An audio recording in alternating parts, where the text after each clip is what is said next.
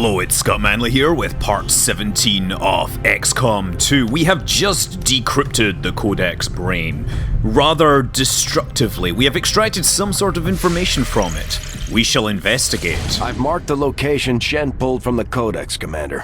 It's a remote region, out in the woods away from any populated areas. We'll need to contact the local resistance forces if we want to get a closer look. New objective added. Operation God Face. We're making progress, Commander. I've updated our objectives based on the latest findings. And what about the avatar timer? Do we get any pips lost? Apparently not, no. So the avatar clock is ticking down and we have to do something to stop it. Incoming message for you, Commander. Patching it through to your quarters now. It is unfortunate, Commander, that your recent efforts have proven to be so mediocre. I think you'd be more impressed if you could actually read my resistance activity report. Whatever, I have a job to do, I don't care about your approval.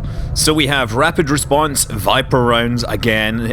Advent incorporates Viper poison. We do not want that. Commander, the Resistance has provided us with the locations of supplies. We have 14 days to go before the Dark event kicks in, but I think it's time.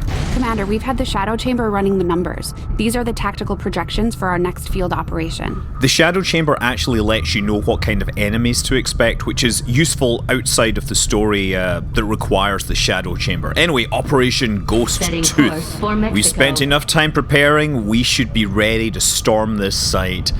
You know, serious business style. We have a full team of 6, we have magnetic weapons and modern armor. Our contacts in the local resistance have shown us how to access the Advent Black Site. The aliens worked hard to keep this place under the radar, and we don't know what we're gonna find in there. Keep your heads up. Expect heavy opposition. Expect lots of opportunities to kill the aliens. I also want to point out that cutscene is actually in-engine, and the terrain you come onto is what you see in the game when you go into strategic mode. We've confirmed the Black Site is in your immediate vicinity. Infiltrate and investigate the area. Expect heavy resistance. Neutralize all hostile contacts. So basically business as usual is what you're saying. You're ever helpful, Mr. Central. So here we go, moving across the map in the full-on Overwatch creep. I've cut out a bunch of that so you don't actually have to watch it. The aliens may have cleaned up the design, but these monsters are no better than the ones my father dealt with. I'm presuming she's talking about that thing with the rockets attached to it. Well, maybe I should try building one of those things in Kerbal Space Program. I've got enemy movement here. Okay, so we have 2 groups of hostiles, which means I have to be very careful to pick my time to break cover. Hold on, are those? Bodies. My God. The containers, the trains. This entire facility. It's not a health club. The aliens are still abducting people. From the looks of it, they may never have stopped after the invasion. Those containers look like they have self-contained power cells. It could be some kind of stasis system. It's possible at least some of those people might still be alive. Yeah, but they ain't living the high life. Position Seriously, I knew there was a reason that the aliens were able to get their train network to run on time. I'm pretty sure it's impossible to solve such logistical challenges unless you have some sort of nefarious plan afoot. Speaking of timing, I think it's a good time for me to break cover. Kostya doing his best Dirty Harry impersonation using lightning hands. But that is merely a sweetener for what happens next. Ooh, wow, that thing is styling. That looks like it could have been in a Dino De Laurentiis movie, you know, like Flash Gordon or Dune, like all sort of Art Deco gold alien stuff. I love it! Although I love that I'm killing it. Already knocked a bunch of points off it, and it's doing Battle Frenzy! Okay, so Kostya, sniper rifle. Yeah, let's do it. Finish him.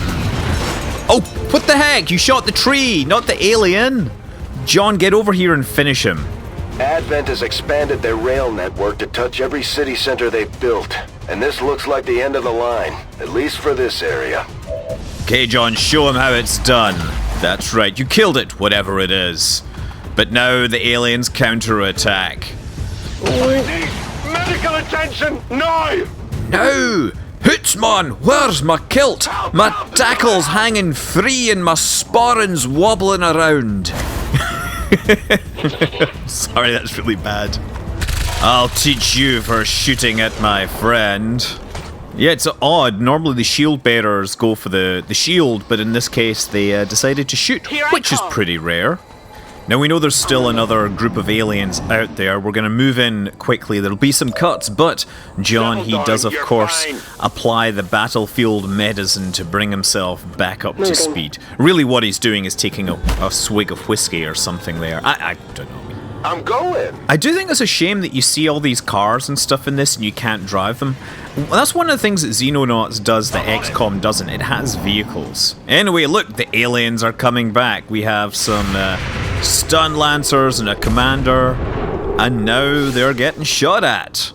Kostya misses with his pistol, and aliens, they get to do their I found you animation.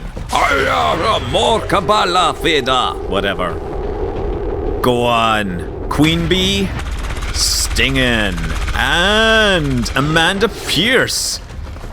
So lady's doing a great job on 2 different targets. Now Torch misses. Well, so much letting your side down there, to be honest.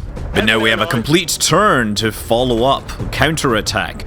The Queen Bee aims, takes her shot, and kills that trooper with a single blow. Kostya has a clear shot on the commander, takes him down. Oh, you poor little stun lancer. Did you lose all your friends, or did we just murder them in cold blood? What you gonna do? You gonna charge us? No? Oh, he's gonna shoot. I think I need some help. Oh man, he did. He shot at John Jasek and hit. What the heck? What are the odds of that? I'm going to have to murder you brutally because of that, you realize. Thank you, Hendrik Van Dyke, doing the business. Meanwhile, stealth specialist Sarah Scott finds something, which is giving us a nice cutscene. Oh, that's a really cool looking forklift there, I think. That turret is tracking differently than the others we've seen. They probably upgraded its sensors. I'd keep a low profile. It may come after multiple targets now if the system is responsive enough. I don't care if it comes after multiple targets or just one target. I want it dead. Hey, sniper people, can you hit it? That's one shot. Now what will the aliens do? We'll get a cutscene, showing that they now know that we're here despite having just shot it. Queen Bee, can you sting from that range? Brilliant. You truly are the queen of my sniper team. We should call the rest of the team drones because you are the highest ranking individual on the battlefield at this time. In retrospect, I really wish I'd gone in and made her armor like yellow and black, but completely forgot because I was far too busy shooting aliens to think about cosmetic things like that. Oh, looks like we have a third team of hostiles, 2 Vipers and a Codex. We're gonna need to take them down fast. On Overwatch. But we also need to catch them by surprise, if at all possible. Okay, so despite Sarah's forward advanced scouting, we did lose track of the aliens as they moved beyond range. So that's why I launched this little scanner probe. And at that point, they then started to come back. So, into Overwatch range they come. Kostya takes a shot and misses. I hear that Kostya is short for Constantine, by the way. Somebody suggested that. Also, you'll notice that that bullet may have missed, but it did manage to start a fire and set fire to that snake. Which then, of course, triggers Overwatch of Hendrik Van Dyke from South Africa, who, even though he has an Australian accent, he is from South Africa. And then he gets to make that hard call as to whether to call this cover or civilian collateral damage.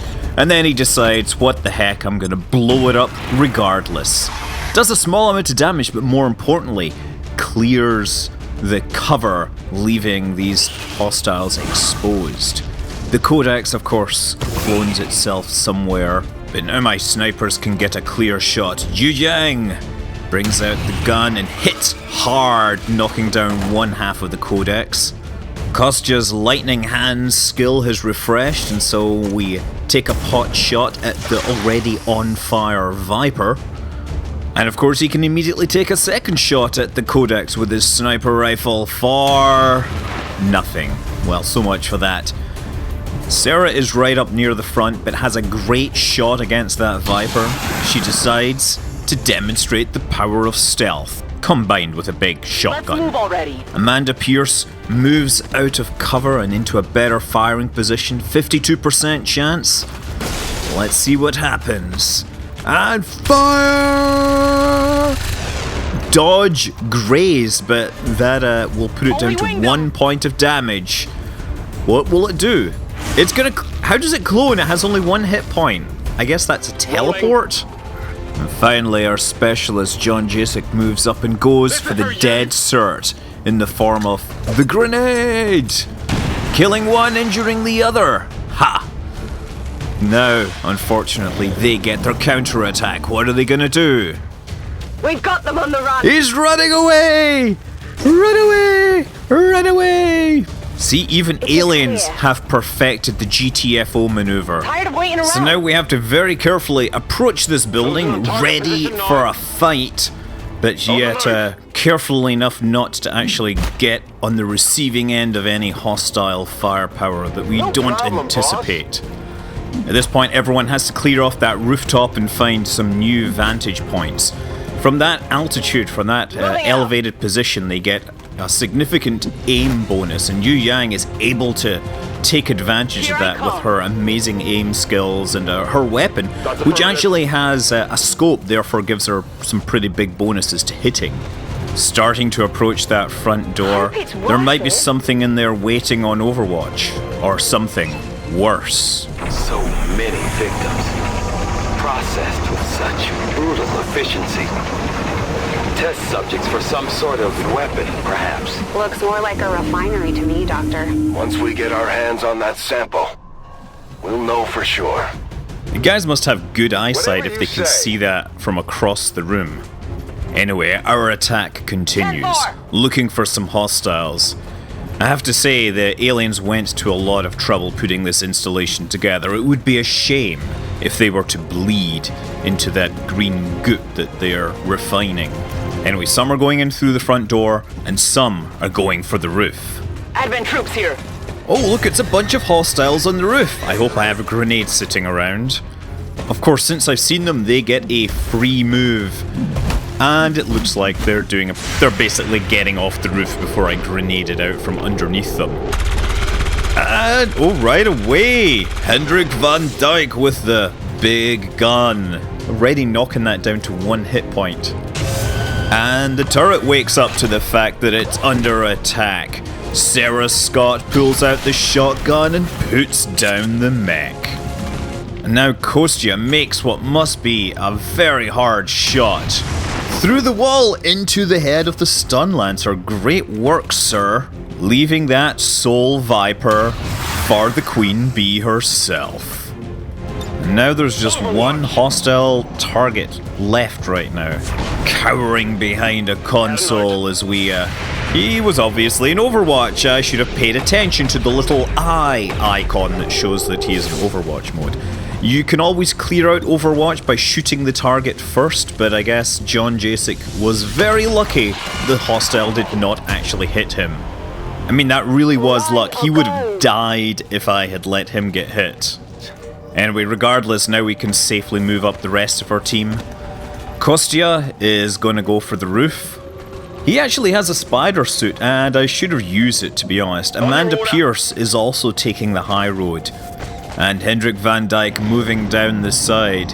Aliens get their turn, there's an explosion, but no return fire, which is a good sign. Hendrik Van Dyke gets up top and starts taking pot shots at this turret.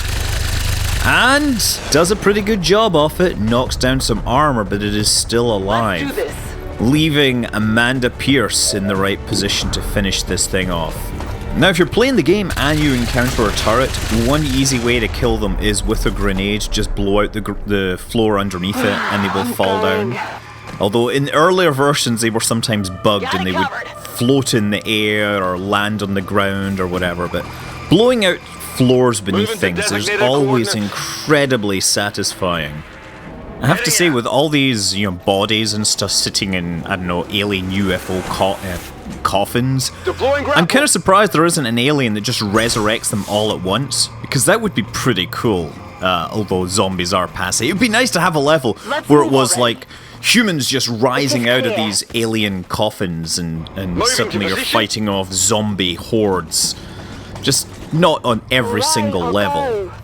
Sarah Scott is no longer in cover, but she is still my fast-moving point person that gets up front.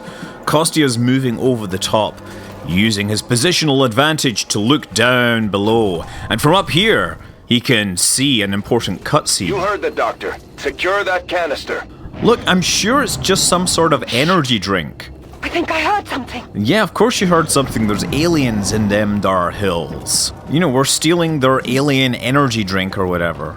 We have a sectoid and a muton wandering around and triggering my characters on Overwatch. First of all, sectoid taking 7 points of damage but not dying. What the heck? What are the odds of that? Next, Mr. Muton might realize that those explosions and stuff might have been because there's humans, and then he runs in front of the field of fire of my, oh, look at that. Sarah Scott going there. Oh, wow, shooting through the glass and everything. Shot wide. The aliens are in disarray, and now it's time for Kostya to go full-on badass, dropping through the ceiling, getting himself in position. Lightning hands, 33% chance, but you know what? Why the heck not? A good shot, sir. I'm pretty sure that's a dead cert for the Badass Move of the Day award. Hendrik Van Dyke outflanks the Muton and brings the heavy guns to bear. Oh wow, did not kill it though. Yu Yang is in no position to fire, but she does have her grenade. And dead certain damage is always a good plan. Muton down. Unfortunately, the loot was destroyed with it. Why do they make the loot so darn fragile? And now Amanda Pierce gets to play Grenadier. Guaranteed damage on that sectoid standing by the back of the building. Oh, and an extra exit, which will prove quite useful since we're trying to get out of here. Now, before we grab that, we want to move our people into position. Yeah, notice Kostya running through that liquid that was dissolving the other humans. I hope that it doesn't dissolve Boots, because otherwise he's going to be going home barefoot. Yeah, the killing those group of aliens did not result in another group being called, so either there's other aliens on the map, or we're expecting the reinforcements to appear as soon as I grab that, MacGuffin there. Regardless, I'm moving people out the back into positions of cover so that they can respond with brutal efficiency. Take the vial! We got it. From the purification centrifuge. It's over here. Guessing that's not water in there. Shen, any readings? No signs of radioactivity, no significant energy signatures of any kind. Whatever it is, it's safe to handle. Unless it's poisonous. We've confirmed acquisition of the sample. Move to rendezvous at the extraction point. They're bringing in reinforcements. My god, their timing is impeccable. Also, highly predictable. I'm gonna put everyone in a position to kill the hostiles as soon as they land. Everyone's getting a shot, everyone's getting in Overwatch, and we all know that they're gonna land and then they're gonna kind of take a look around, and that's when I'm gonna murder them in cold blood. Actually, that's not true, because I'm pretty annoyed by what they're doing to the rest of us humans, so I think this is gonna be a pretty hot-blooded murder situation. I mean, there's gonna be some serious rage going on here as I shoot these creatures in the head. Yo, Whitey, you go over there. Yo, Stunny, go there. Ha. John Jasek misses. And the Queen Bee hits with her first shot. Hendrik Van Dyke misses, but the Queen Bee is using her kill zone skill, which means she will get multiple shots at anything that moves. Here she goes for the commander, and does 4 points of damage, but it dodged. And now a second sniper gets in on the act. Oh, good shot, but that commander is still standing. And now that will end the alien's turn and I get my proper attack. Hendrik Van Dyke from South Africa. No, yeah, South African accent needs to be in the game, I have to say. Bingo! Commander down. Who's next?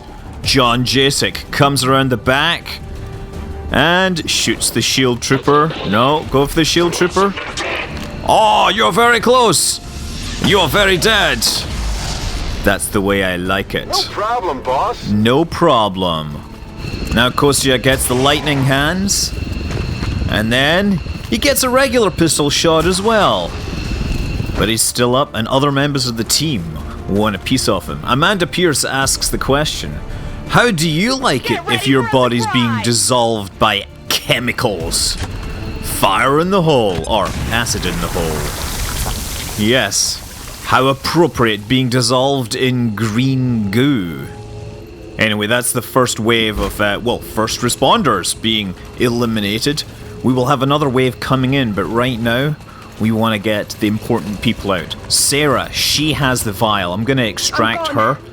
Everyone else is going to stick around until we've got everyone in the evac area. This is Firebrand. Package is secure. Package is secure. More hostiles inbound. Oh, wow, they're like right on top of us. Don't worry, we're going to deal with them. John Jasek does get extracted because he's down to 2 hit points. But everyone else is in pretty good shape. Hendrik van Dyke. He moves up and, yeah, cut out the scene where they actually land, but don't worry, I shoot him plenty. Just in time. Queen Bee makes the kiss off. Hendrik van Dyke decides to test his flamethrower on these guys before making his departure. XCOM operatives are secure. Firebrand returning to base. Yay! Mission accomplished, Commander. We just hit Advent where it hurts. Yeah, and we barely got hurt. This was a place no living human being was ever intended to see. Happy as I am to see it gone. Something tells me the aliens won't take this lying down. Yeah, those aliens are going to be super mad now, but we will find out more from the aliens in next episode. Until then, I'm Scott Manley. Fly safe.